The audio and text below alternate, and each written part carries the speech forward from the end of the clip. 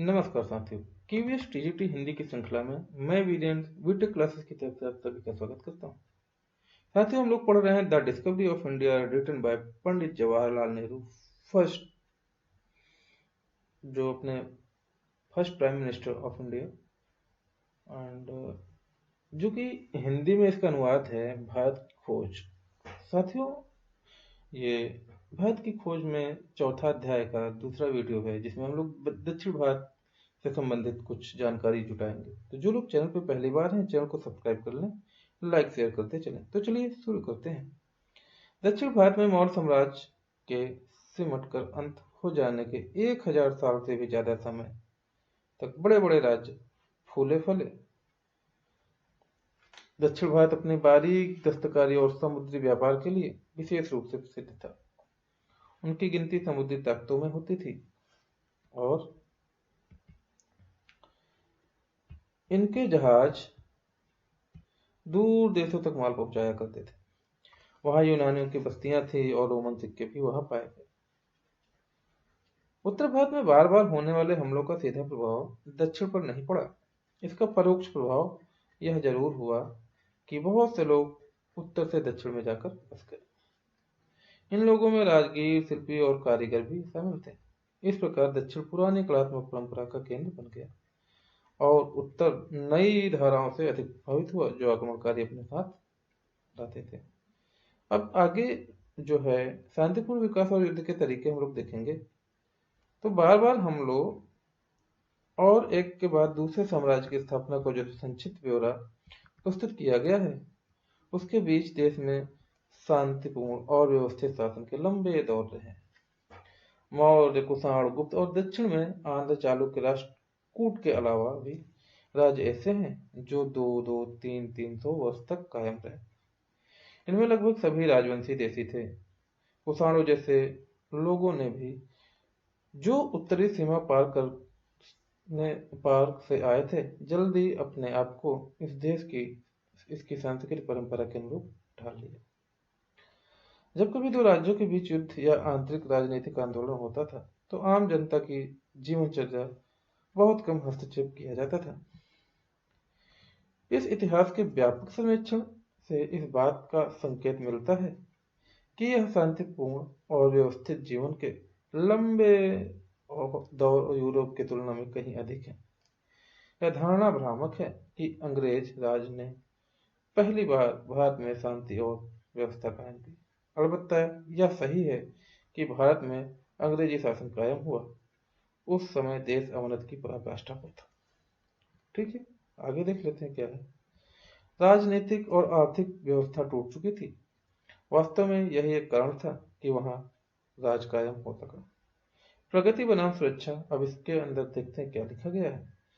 भारत में जिस सभ्यता का वर्णन किया गया है, उसका मूल आधार स्थिरता और सुरक्षा की भावना थी। हर देश में पूछा जाता है कि प्रगति की जो सभ्यता का निर्माण किसकी मूल आधार थी, तो स्थिरता और सुरक्षा की। इस दृष्टि से उन तमाम सभ्यताओं से कहीं अधिक सफल रही जिनका उदय पश्चिम में हुआ था। वर्ण व्यवस्था और संयुक्त परिवारों पर आधारित सामाजिक ढांचे ने इस उद्देश्य को पूरा करने में सहायता की। यह व्यवस्था अच्छे बुरे के भेद को मिटाकर सबको एक स्तर पर ले आती है और इस तरह व्यक्तिवाद की भूमिका इसमें बहुत कम रह जाती है। यह दिलचस्प बात है कि जहां भारतीय दर्शन अत्यधिक व्यक्तिवादी हैं और उनकी लगभग सारी चिंता व्यक्ति के विकास को लेकर है, वहां भारत का सामाजिक ढांचा सामुदायिक था और उसमें सामाजिक और सामुदायिक रीति रिवाजों की कड़ाई से पालन करना पड़ता था। इस सारी पाबंदी के बावजूद पूरे समुदाय को लेकर बहुत लचीलापन भी था। ऐसा कोई कानून या सामाजिक नियम नहीं था जिसे रीति रिवाज से अलग बदला न जा सके। यह संभव था कि नए समुदाय अपने अलग अलग रीति रिवाज, विश्वासों और जीवन व्यवहार को बनाए रखकर बड़े सामाजिक संगठन के अंग बने रहे। इसलिए लचीलेपन ने विदेशी तत्वों को आत्मसात करने में सहायता की। समन्वय केवल भारत में बाहर से आने वाले विभिन्न तत्वों के साथ नहीं किया गया, बल्कि व्यक्ति के बाहरी और भीतरी जीवन तथा मनुष्य और प्रकृति के बीच भी समन्वय करने का प्रयास दिखाई पड़ता है। इस सामान्य सांस्कृतिक पृष्ठभूमि ने भारत का निर्माण किया और इस पर विविधता के बावजूद एकता की मोहर लगाई। राजनीतिक ढांचे के मूल में स्वशासी ग्राम की व्यवस्था थी। राजा आते जाते रहे, पर यह व्यवस्था नींव की तरह कायम रही। बाहर से आने वाले लोग इस ढांचे में सिर्फ सतही हलचल पैदा कर पाते थे। राज सत्ता चाहने देखने में कितनी निरंकुश लगती हो, रीति रिवाजों और वैधानिक बंधनों से कुछ इस तरह रहती थी कि कोई शासक ग्राम समुदाय या सामान्य या विशेष अधिकारों में आसानी से दखल नहीं दे सकता था। इन प्रचलित अधिकारों के तहत समुदाय और व्यक्तित्व दोनों की स्वतंत्रता एक हद तक सुरक्षित रहती थी। ऐसा लगता है कि ऐसे हर तत्व जो बाहर से भारत में आया और जिसे भारत ने जज्ब कर लिया, भारत को कुछ दिया और उससे बहुत कुछ लिया। जहां वह अलग थलग रहा, वहां वह अंततः नष्ट हो गया और कभी कभी इस प्रक्रिया में उसने खुद को भारत को नुकसान पहुंचाया। साथियों, अब नई हेडिंग है भारत का प्राचीन रंगमंच। तो देखते हैं इसके अंतर्गत क्या लिखा गया है।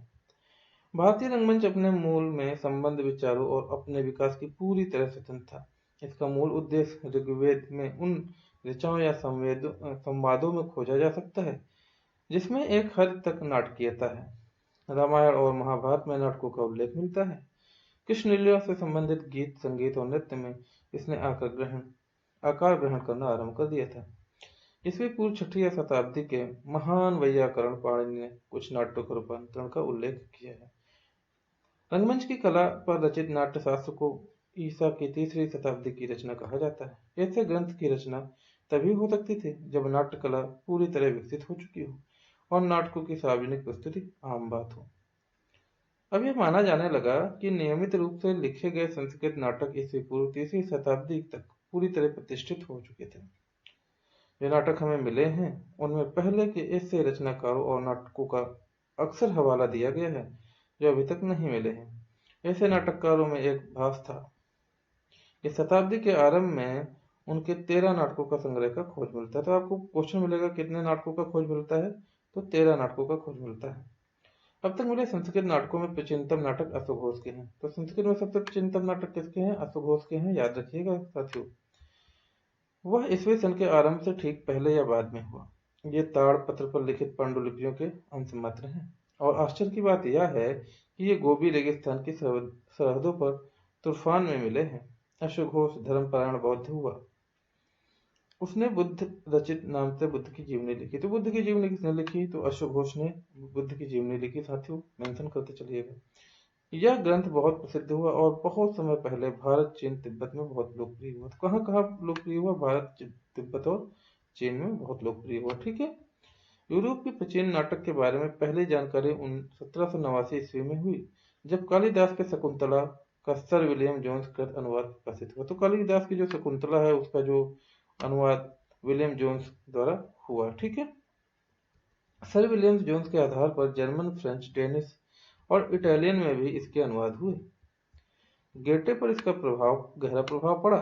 उसने शकुंतला की आध्यात्मिक प्रशंसा की। तो शकुंतला जो है तो गेटे ने उसकी जो है प्रशंसा की। क्वेश्चन पूछा जा सकता है, तो याद रखिएगा।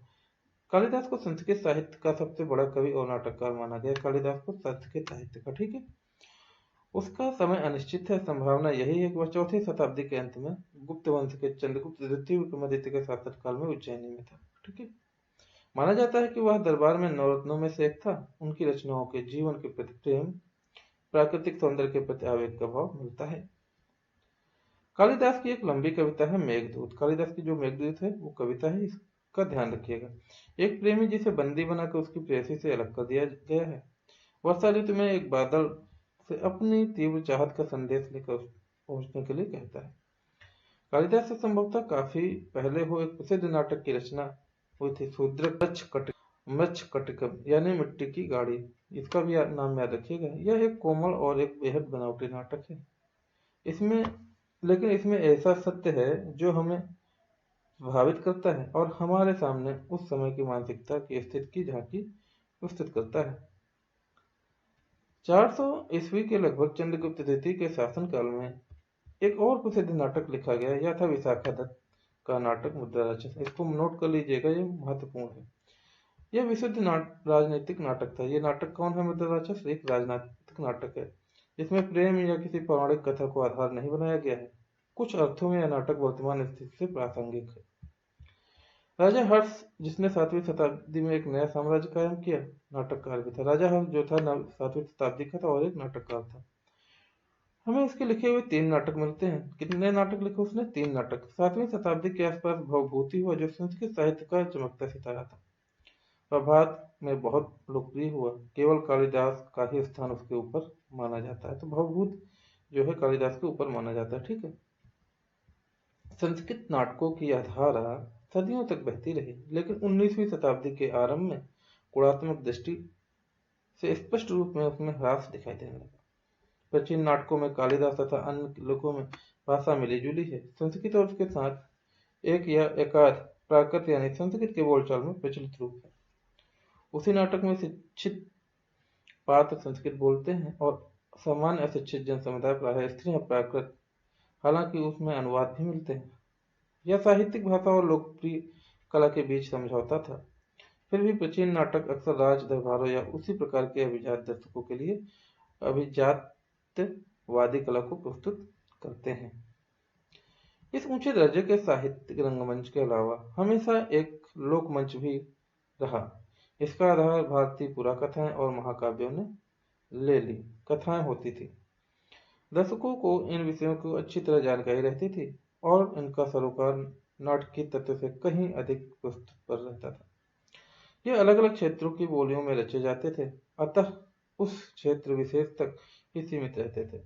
दूसरी ओर संस्कृत नाटकों को चलन पूरे भारत में था, क्योंकि उसकी भाषा पूरे भारत में शिक्षित समुदाय की भाषा थी। तो साथियों, इस पाठ को यहीं समाप्त करते हैं। अब नया वीडियो जो आएगा वो भाषा संस्कृत की जीवंतता के स्थायित्व पर आएगा। तो साथियों बने रहिए। जो लोग चैनल पर पहली बार हैं, चैनल को सब्सक्राइब करें, लाइक शेयर करते चलें। जय हिंद।